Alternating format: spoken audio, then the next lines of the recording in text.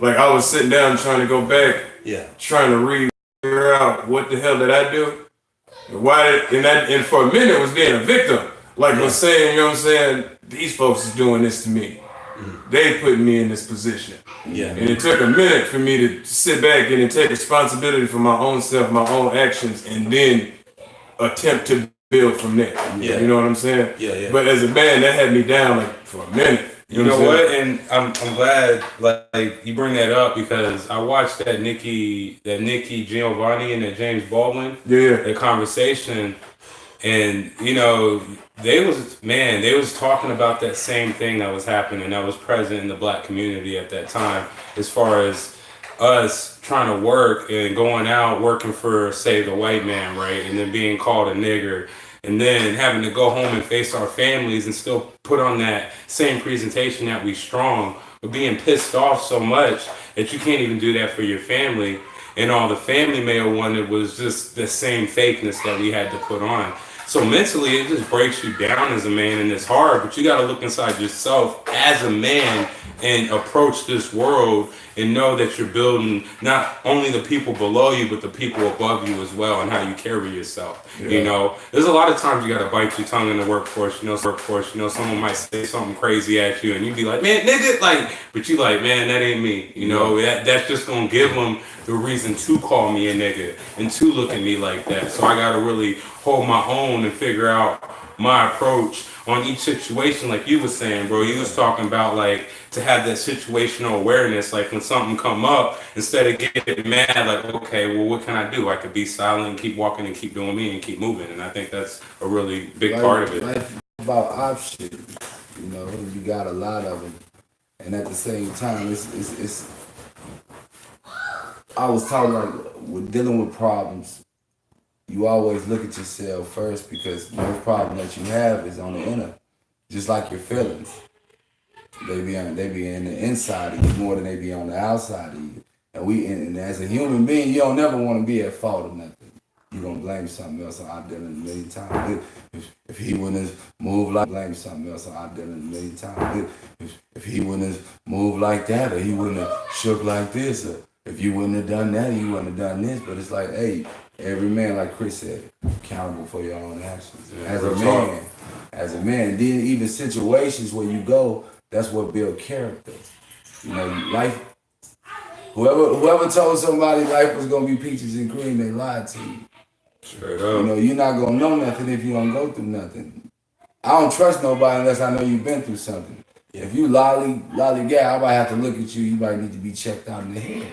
Because there's real things going on out here. You know what I'm saying? But you all live it. We live it. And what's to say your loyalty? Say you meet a person who is all like that, and it's like they never probably been through some hard stuff in their life. You know what I mean? Yeah. They probably ain't been homeless or had some type of abuse or something like that happened. Their character hasn't been tested where to the point where it brings out the real side of that person. But that's good though. Yeah. Oh yeah. That's still a good thing for anybody living like that who ain't had a test of character, a test of their personality, a test of their morals and integrity, or anything, or their personal values. That's good. Yeah. And you might want to stay away from some things. You know what I'm saying? To keep that innocence of yourself. Yeah. Because you never know what you're capable of until you become capable of, your capabilities become an action. You know what though? Like, cause I know we all come into the Lord, and there's a scripture. It's funny that the fact that we talking about this, that I'm teaching my basketball team right now, and it's James 1:12, and the Lord says, "Blessed is the person who keeps going when times are hard." Mm-hmm. Yeah.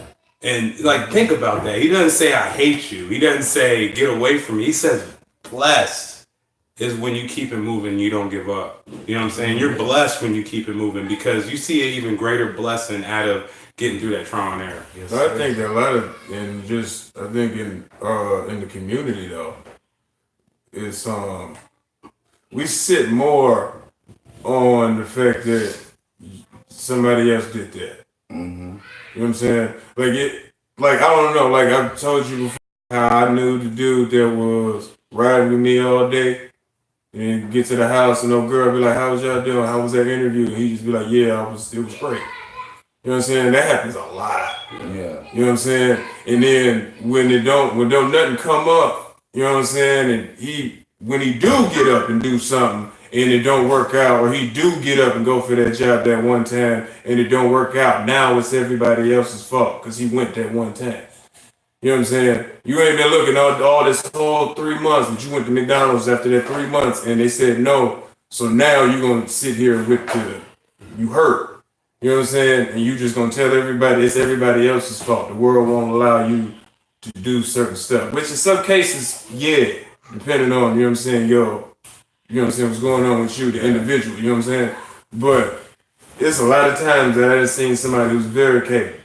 It seems like y'all ever heard of like the MK11, that mind control? Mm-hmm. It almost seems like there's a mind control over the black community, being that we've been oppressed so much that we got to build in our minds, man, I'm just gonna trap, like, because my brother's doing it, he's living off of it.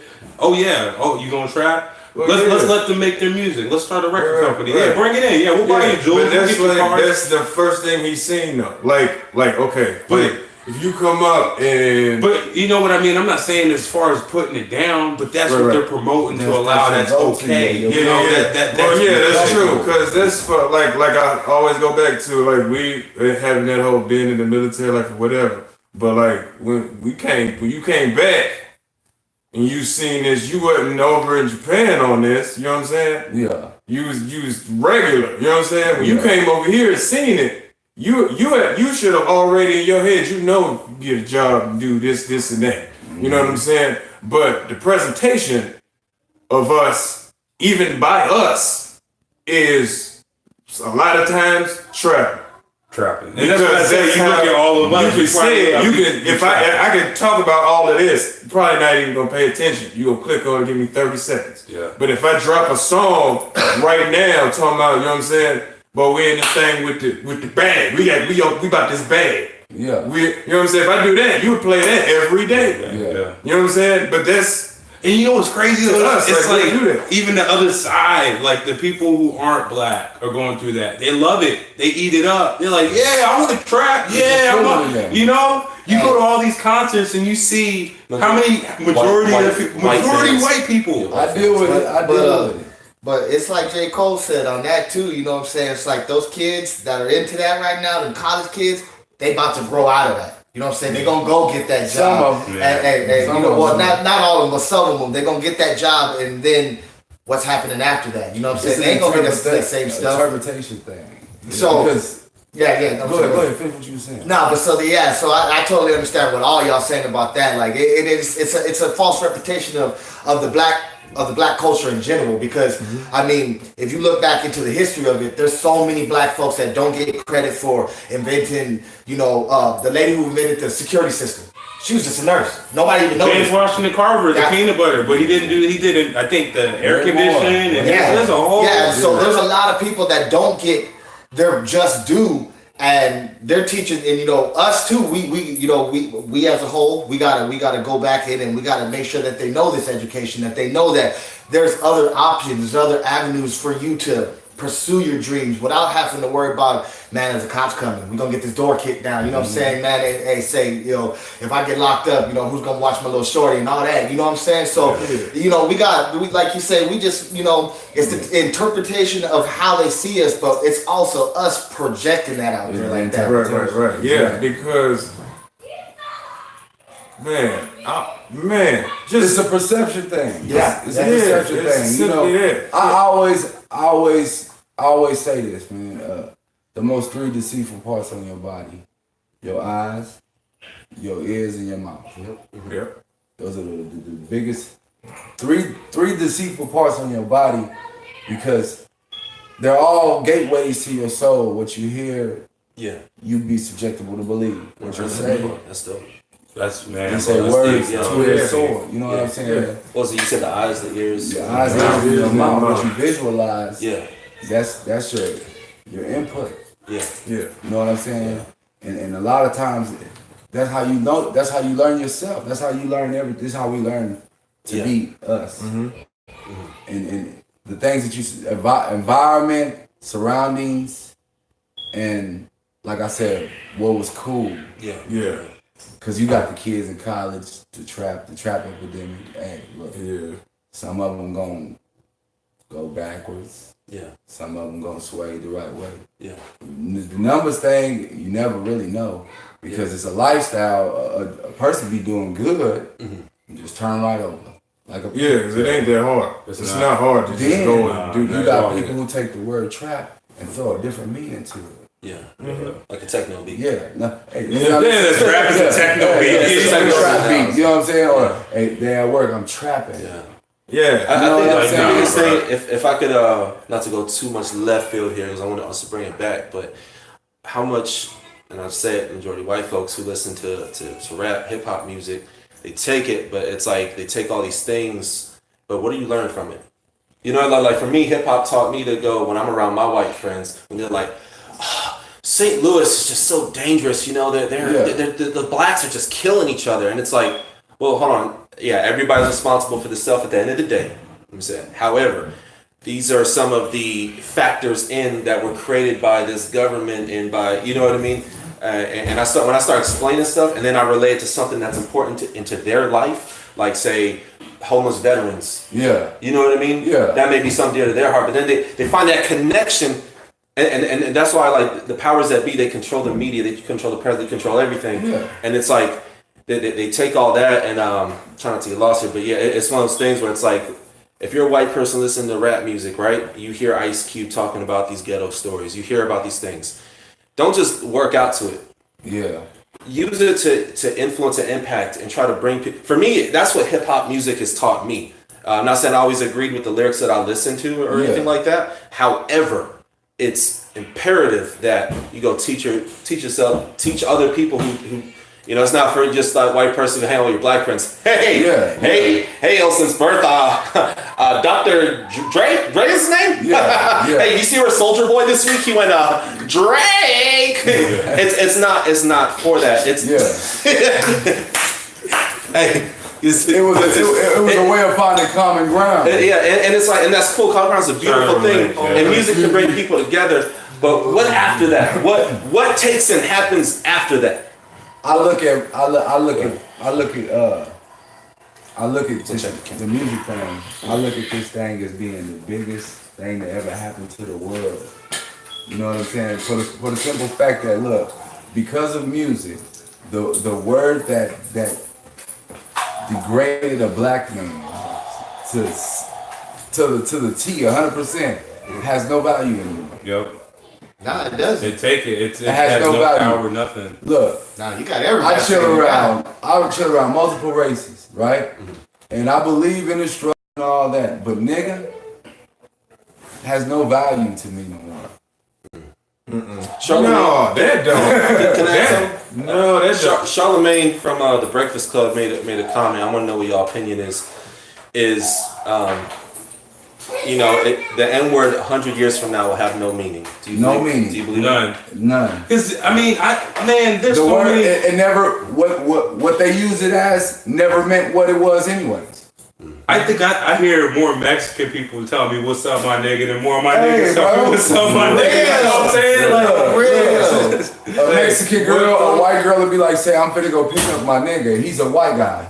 Hey, what the hell just happened? Look, that's cool with me. Hey, look. What throw me off is the way that shit is still here. Like some reason it can be a problem, but if you go back, because it's deep, bro. You know what I mean? No, I'm saying hold on. If you go back to when it wasn't too long ago, hell, when I was in high school, bitches, the F word, the people called best friends. You hear friends call them dropping faggots. Yeah. Sorry, y'all, but and it was okay. It was okay. Yeah. Say it now. Oh, you gonna offend a lot of people. But niggas still here.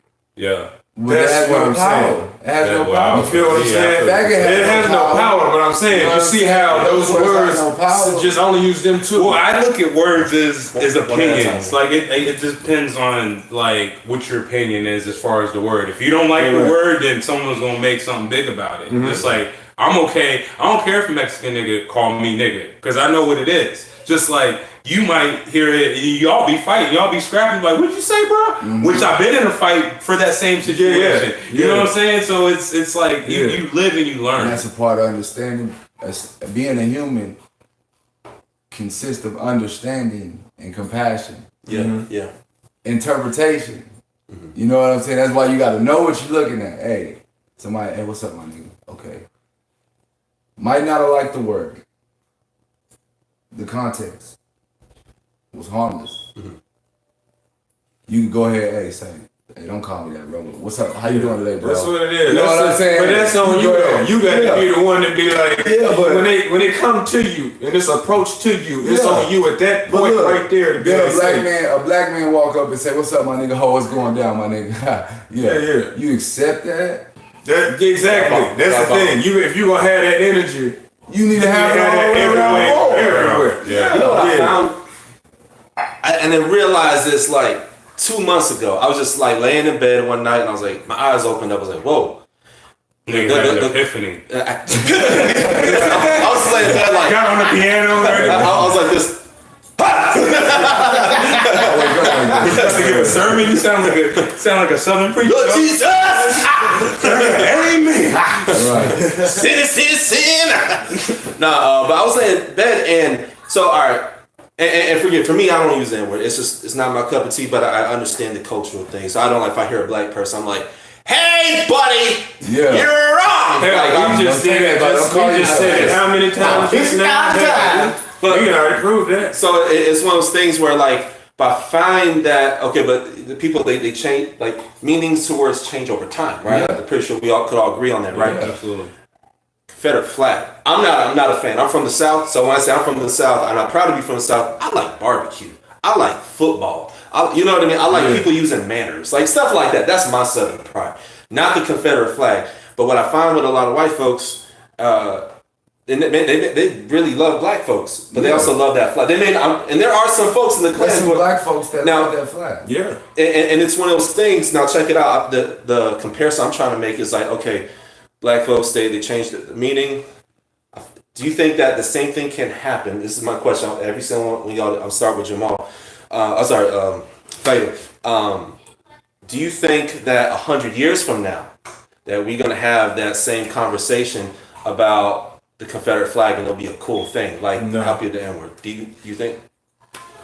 I want to say yeah, but I mean the realistic of it is probably not because of some of the deep hatred that is bred in the South. Yeah. You know, like certain to in the South if you're black or any kind of minority because you know what I mean? So but I would want to believe that we as a generation, as a human, you know, conformity, we can get past that, you know what I mean? Because a lot of the people that, like you said, a lot of those people that do love that flag, a lot of them don't even really, you know, they're not racist or anything like that. You know, true history. Yeah, they don't know the true history of it. They don't know the context of they that know flag. Somebody was hollering about it. They didn't know it was because of the Civil War. Yeah, like, people don't have their knowledge. I want to say yeah, but like I realistically think not because of just the way that the races It's all me, anger, hatred, racism, all these things, and to be over petty thing, a flag, a color, the words on a hat, what this representation. It's basically like I said, like we control what's going on around us. Yeah. And a lot of times things come out of control because too many of us feel the same way about one thing. Mm-hmm. But it's all based on what you put power into. Mm-hmm. Nothing's going to happen unless the human puts power to it. Doesn't matter what color you are. Mm-hmm. A dollar. If everybody walked in the store and just said, hey, I'm not spending my money. This money has no value to me, throws it in the trash, and just goes grabs whatever they want off the rack. Yeah.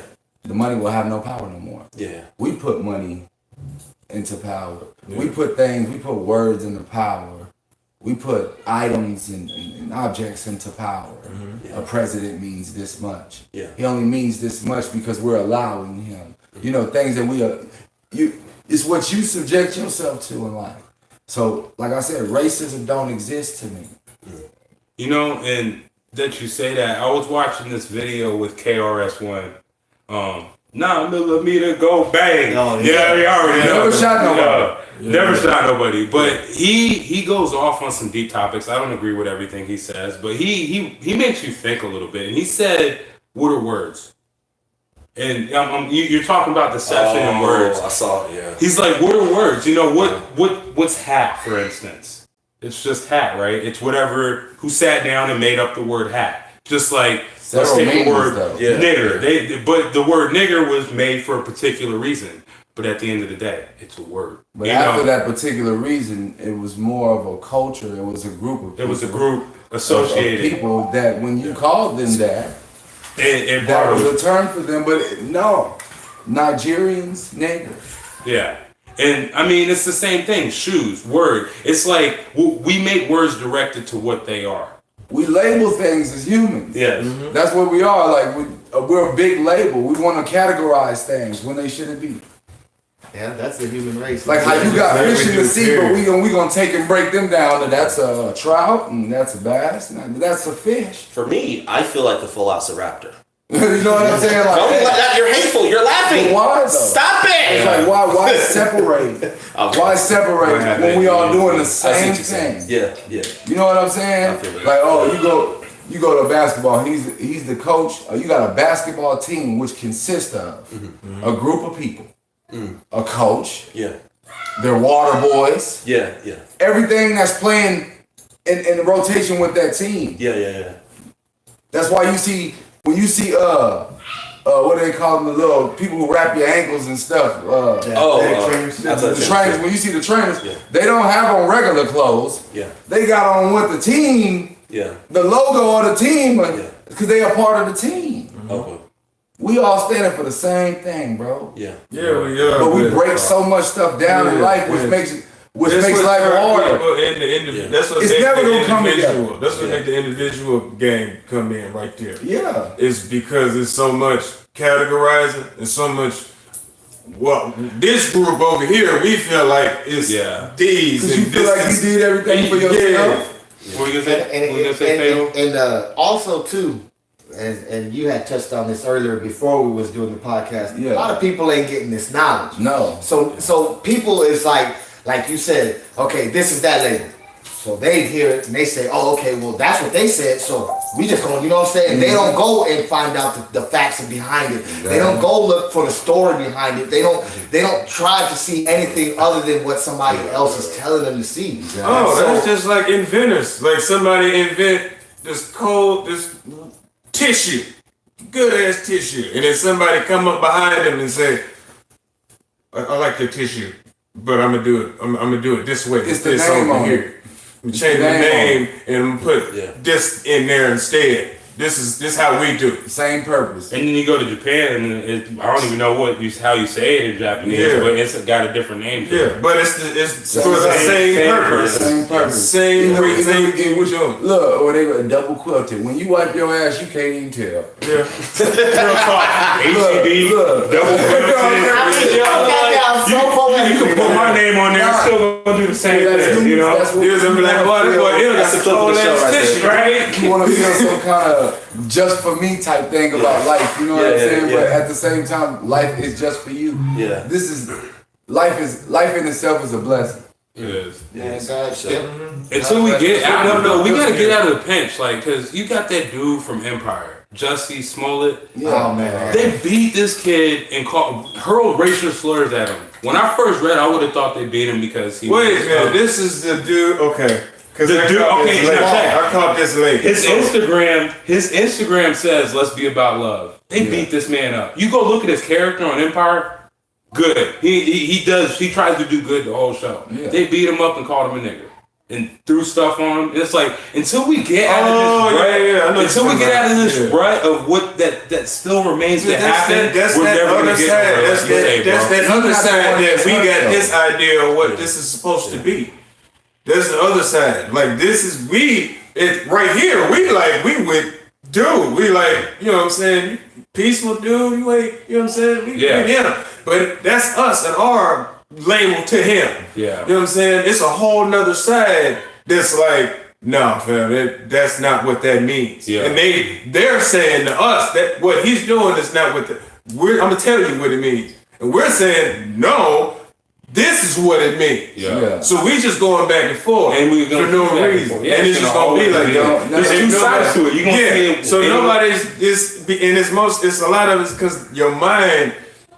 Everybody came up different. You saw different stuff. You went through different stuff. You gonna approach stuff different. Like I said to y'all a long time ago. Hell, something might happen with you that you gonna go through it. Yeah. You know what I'm saying? With me, I'm just out. I'm outside. What's happening? See, check this out. You know what I'm saying? So it's different. Check this out. Look, how they say the Bible said not to judge, and I try to. This is one of my biggest things.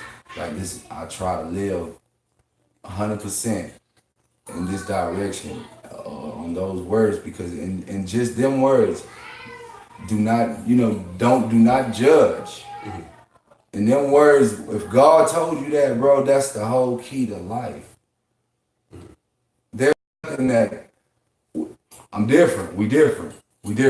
Yeah. Different. It's all differences. Problems. Your problems ain't like mine. Your come up ain't like mine. Your hustle ain't like mine. Yeah. You know what I'm saying? That's that real nigga trying to tell you about that. You ain't a real nigga till you did what I did. You ain't real. You ain't down with this. You ain't did what I did. You don't even know. Hey, bro. That's I done been in situations. I done stuff the next man won't do. I done stuff the next man will do. At the same time, it don't matter because the next man is doing the same thing that I'm doing. Breathing, trying to survive, eating, sleeping, stressing, being happy, crying, laughing. So how are we different? Yeah. There's no difference. It ain't no bunk beds in coffins, just so you know. Ain't You none of hit that. that coffin, you by yourself. Facts, bro. But don't even worry about the coffin, because before the coffin come death. Yeah. And that's the only thing that's promised to you when you're living. Yeah. And before death, it's living and trying to do it right. Exactly. Yeah. So that's the when you to relate life and death, that one common ground is one thing that anybody who watching this, seeing us ever in life, us meeting each other in a whole totally different place. Yeah. In a whole totally different point of time. Yeah. And then we're here in this point of time. Yeah. Those are still the only two things promised to us. Yeah. So I got a question. Man, that's real, dog. Like just the fact that how you embrace life and the change you go through as a life. No, you have to do that. Yeah. And that's something I understand what you're saying, because that's some shit I had to fucking see. Yeah. Real talk, because man, just like him, just out here, whatever somebody ain't gonna be doing, I'm on it. I remember Redman said he said in the song, he said, well, I ain't the shooters, but I know shooters. If them shooters don't shoot up, I go suit up. Yeah. I know that rule. And I used to live by that. So when I sit back now and I'm taking it serious, it's gonna be a headache, because I know what really pissed me off is the fact that I know I could just jump in the car and go get this. But I'm sitting here with the no. Let's handle it a different way. Do this, and staying focused and staying on that. Yeah. And that's hard. It's because I know I can go pick up this couple thousand right now. I know where to go. Like, you know what I'm saying? You know what come with that too. Yeah, I know what come with it too. But me being me, I'll take that. They be living or die. You know what I'm saying? For no reason. Which one you want? Yeah. See what I'm saying? Yeah. I think a lot of this stuff too is there's a lot of pressures. You know, there's pressures of poverty, there's pressures of society, and people wearing clothes, money, and like this is where you're supposed to be at. And I remember my pops told me I can't remember what happened. I remember I was tripping because I think I was like unemployed or something like that, and he started laughing, and he takes and he tells me, he's like, son, this is my adopted father. He takes to your son. What are you stressing about? You have your health. Mm-hmm. You have a wife who loves you. You have 2 kids. Do you have a roof underneath your head? I said, yes. The Bible says, food, clothing, and shelter. Be content with that. That's what the Word of God says. My dad would tell me that every day, bro. As long as you got that, man, every day. And my dad would tell me this back in, they took me in when I was a teenager, 16, 17, around there.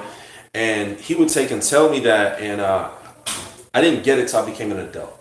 I had to like go through some. We talk about going through. Yeah, you gotta do the lesson. I had to go through some. I had to go through some really serious stuff in my life to now I get that by the scripture. Now like okay, it's and because of that I find true wealth, true happiness. Me got people who are millionaires blow their brains out. Mm-hmm. You know what I mean? Do drugs. Like, they're searching for God. They're searching for happiness. They're searching for joy. And they gonna find it, man. Cause they don't know what they're looking for. Yeah. Cause all this stuff, it's just stuff, and you can't take it. And the Egyptians, God bless them, but they thought they could bring all the jewelry with them to the next life. You can't. And don't get me wrong, I love me some gold, but we're wearing it. All that. We going with our souls and what's on your heart. You gonna take none of this with me, and I don't want it. You know what I mean? Nothing. There ain't nothing you can take with you on a daily basis as a human. And a lot of times, like I said about the parts of deception, the eyes. With the eyes, bro, we don't see ourselves in the light that everybody sees us. We don't see ourselves. We're really living through you're a vessel. That's how you should know that you're a vessel. Yeah. That your existence is not just inside of you. You know what I'm saying? And everything's a journey. You're gonna make it regardless. Like I said, life and death. You're gonna make it. It's a journey. Journey's in. You're gonna make it. It's just going with peace in yourself. So do y'all honestly think in our children's generation lifetime or their children's generation's lifetime that we might be able to see a day where there is actual honest world peace? No. The Bible says the last days will be war. It's gonna be war. No matter what it is, it's gonna always be. You gotta trust that. You gotta trust that. But at the same time, as a human being, it's your initiative to spread peace. You gotta take that. You gotta take that. Doesn't mean people can't be impacted. Nah, it doesn't mean that at all. Oh, definitely. It's just when you're trying to spread peace and when you're trying to do something right, you gonna go through it. It's a war, bro. And it's one of the most, because we talked a lot in this episode about differences. Anybody who's out there, I want to challenge you, and we got a couple different cameras here. I want to challenge you. And my prayer for you is that find someone who doesn't look like you, doesn't dress like you, doesn't talk like you. They may not even worship the same as you. They may listen to a different type of music genre. They may vote differently than you. Okay? Yes, Republicans. Yes, liberals. You know what I mean? Go out there and just go learn something about somebody. Like, just go out there. Like, I have these discussions on Facebook all the time, and it's like they're in their own little hype group. Like the little conservative groups, like, right? Yeah, what side you gonna pick? And then you got the liberals, like, Trump saying right. Why are you surprised? You know what I mean? But go out there because you know what? We still gotta live this life together. We still got to. Yeah. Black people, white people, you can't separate us. You can't separate Asians, Latinos, all of everybody. Man. We're all on this earth. Yeah. I do a lot of reading and stuff like that. That's gonna be real quick. I don't know if you guys know who Zelda Fitzgerald is, the wife of F. Scott Fitzgerald, the guy who wrote The Great Gatsby. Oh yeah. She had a quote where she said, "It was really just like an ideal of like her whole thing. She went through a lot. She was an alcoholic. She was a drug addict. All this stuff. Right before she died, she changed her life and started, helping women to get out of that to help themselves. And her whole big ideal, the whole meaning of her message was to aspire to inspire. You know what I mean? So I look at stuff like that, and all of us been through something, but we're all still here. You know what I mean? Yeah. What his story is so much different than your story, than his story, than my story. But the fact that we can meet here, we can talk amongst ourselves, we can be positive.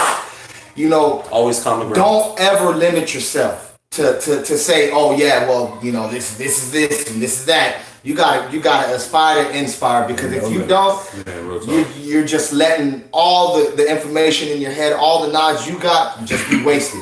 Yeah. Basically. Kill stereotypes. Yes, sir. All day.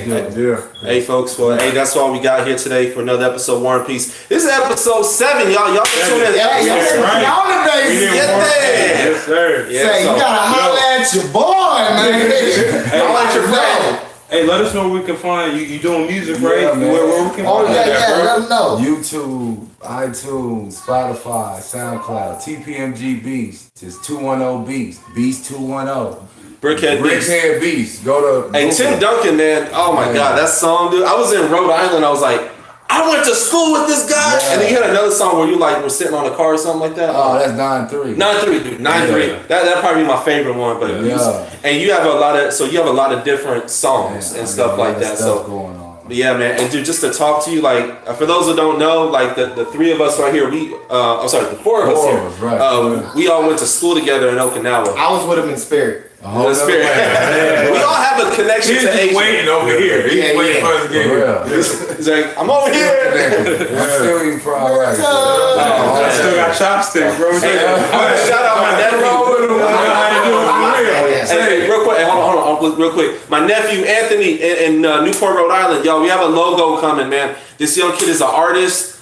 He's coming up with some crazy stuff. Give us 1 to 2 weeks. We working it out right now. But my nephew Anthony, man, love you, man. Hey, man, Anthony, you putting in work, baby. Hey, shout out to brother Mike. Your brother Mike, right? Oh, Isaac. Your brother Good guy Isaac. Ike. Good guy Ike. Yeah, he's eventually be our 5th member, dude, man. I miss you, man.